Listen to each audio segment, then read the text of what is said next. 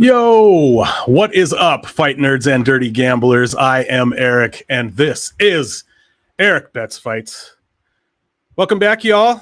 It is time for the very first ever live version of Mixed Martial Smarts, the show where we test your trivial knowledge of the fighters who will be appearing on this weekend's UFC card. Tall and Reckless says, yo, what is up? Yo, right back to you, Tall and Reckless. So yeah, I've been doing this show for, I don't know, a few weeks now, and I usually do it as like a pre-recorded thing where I ask people to just drop their answers in the, in the comments as we go.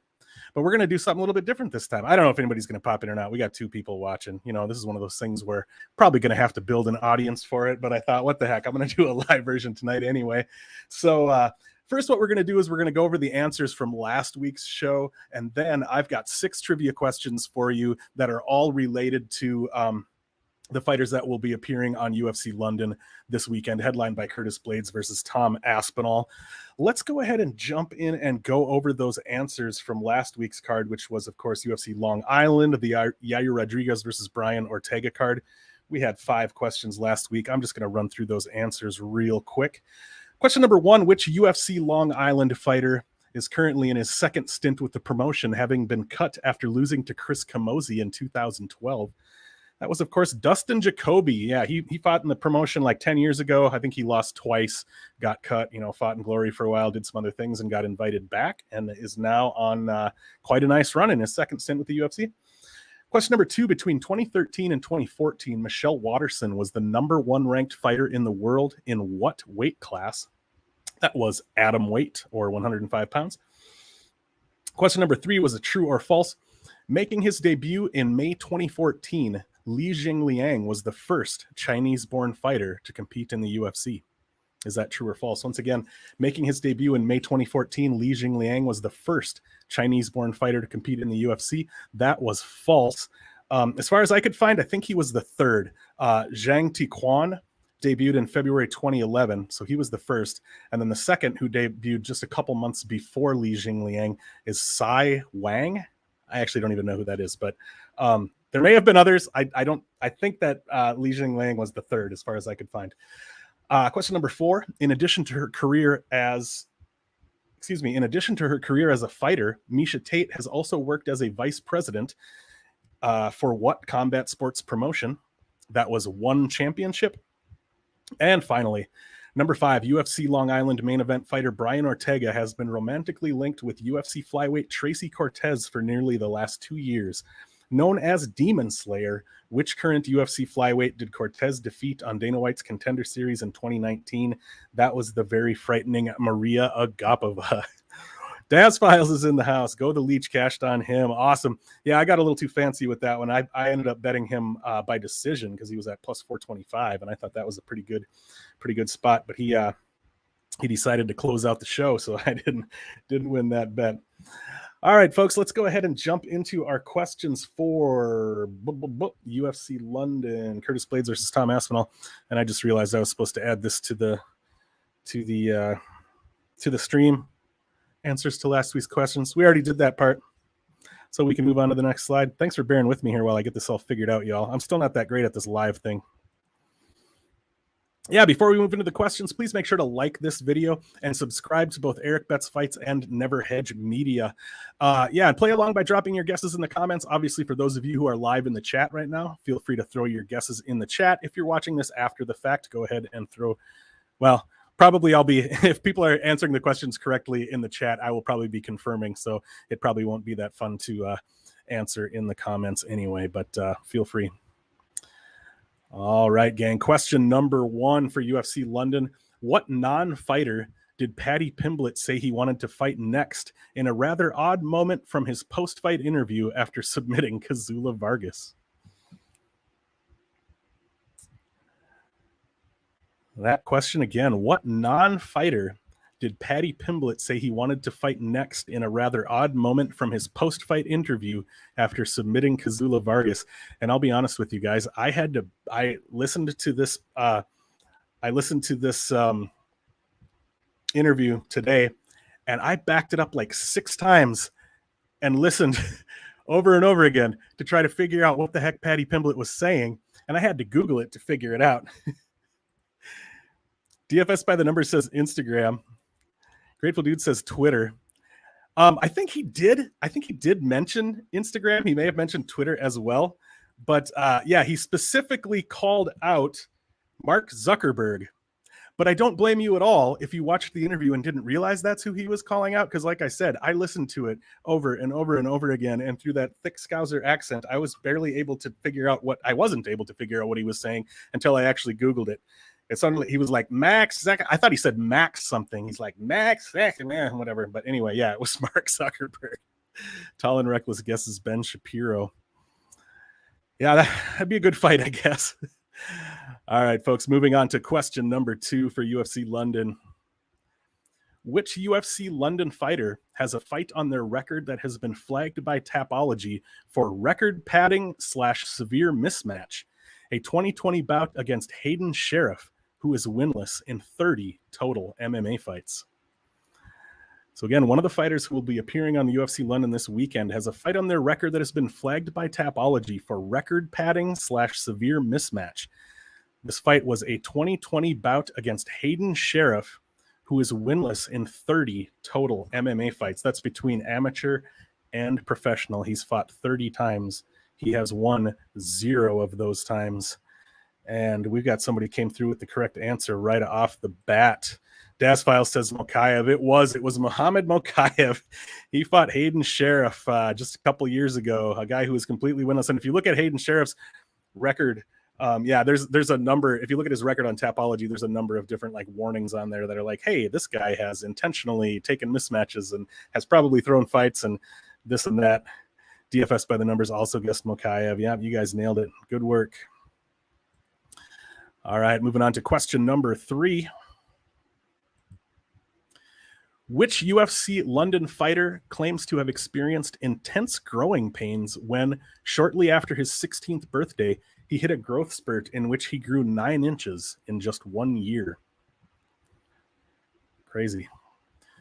Once again, which UFC London fighter claims to have experienced intense growing pains when, shortly after his 16th birthday, he hit a growth spurt in which he grew 9 inches in just 1 year? I don't know if this was a guess for this one or not. DFS by the numbers says Levitt. Dazfile says JSP. I'll give you a little bit of a hint. In order to grow 9 inches from the time that you're 16, you have to end up pretty tall after that growth spurt, right? So we're looking at a fighter who's pretty freaking tall here. Grew 9 inches in just 1 year. Grateful Dude guesses Gus. That is a fantastic guess. I believe the fighter who is the correct answer is, I believe, the exact same height as Gus. And DFS by the numbers, Brady nails it. Tom Aspinall.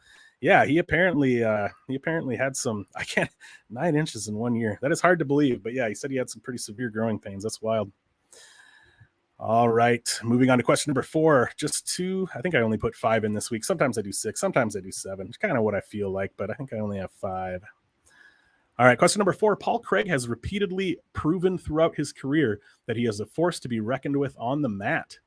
A full 50% of Craig's pro wins, 8 out of 16, have come via what submission method?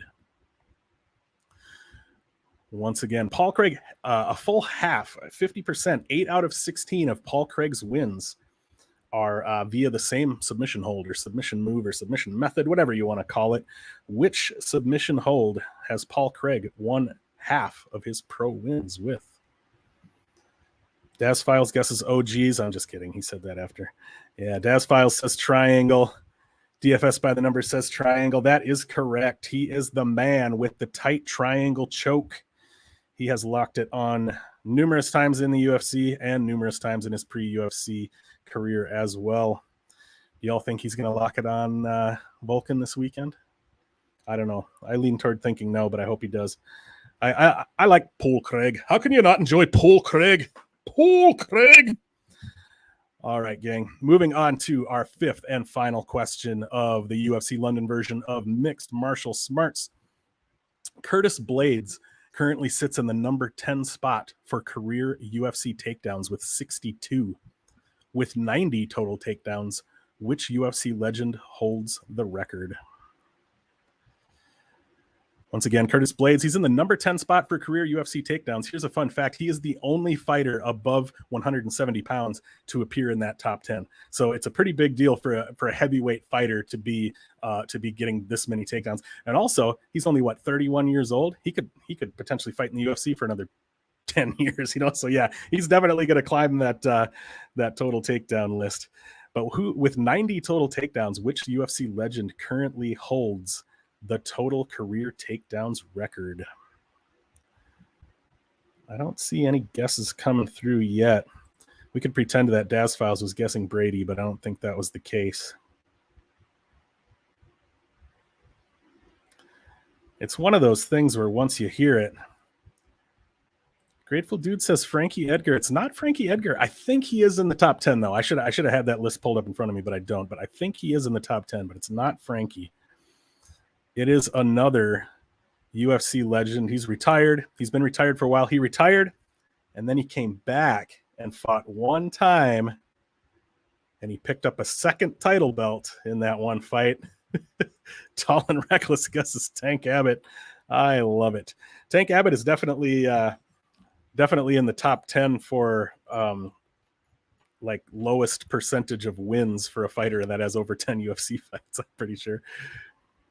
Yeah, the fighter with 90 total takedowns, the UFC legend that holds that record is George St. Pierre. Yeah, he currently has the most takedowns in UFC history. Great job, everybody. Thank you so much for stopping in. Thanks to Daz Files. Thanks to Grateful Dude, DFS by the Numbers, Tall and Reckless. I think that's everybody who stopped in tonight. This was fun. I might continue to do. This is one of those things where I'm already like stretched kind of thin with all the shows I'm doing each week, and I don't know that I'm always going to have time to squeeze this in as a live show, but I probably will whenever I'm able to. I do have a sixth question. I totally forgot, you guys. I do have a sixth one. All right. I was thinking I only have 5.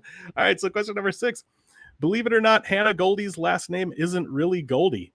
Is it Goldfarb, Goldschmidt, or Goldwater?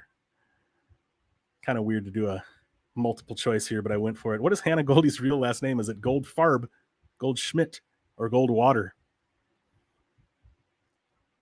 DFS guesses Goldwater. It is not. So that brings us down to a 50-50. I won't wait for you guys to guess. It's okay. Yeah, her name is Hannah Goldschmidt. Yep, she goes by Hannah Goldie. Her name is actually Hannah Goldschmidt. Now let's find. No, it will surprise me. Maybe that's not the last question. No, it is. It is. All right. So cool. Yeah. Again, thanks so much for stopping in, guys. Please like and subscribe to Never Hedge Media, to MMA Fight Club, and to Erik Betts Fights. If you look on the screen there, I've got the Twitter handles for each of them. Never Hedge, MMA Fight Club 6, Erik Betts Fights. I appreciate you all stopping in and hanging out. Sicky just pulled in. He said Goldschmidt. He nailed it. Daz Files says was cool, fun. Thanks, everyone. Yeah, thanks so much to everybody for being here. I'm going to go ahead and duck out. But yeah, I've got more shows coming up this week. I will catch up with you all later. I'm Erik with Erik Betts Fights. Thanks so much for being here. Enjoy the fights this weekend at UFC London, everybody.